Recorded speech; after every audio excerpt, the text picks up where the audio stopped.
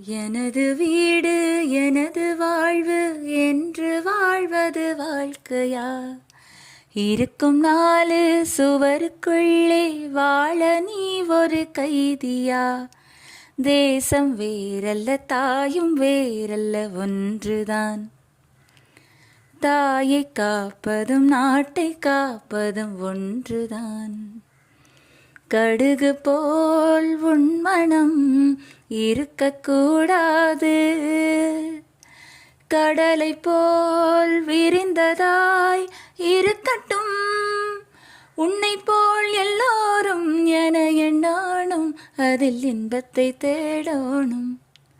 சாதி மல்லி பூச்சரமே சங்கத்தமிழ் பாச்சரமே, ஆசை என்ன ஆசையடி அவ்வளவு ஆசையடி, என்னென்ன முன்னே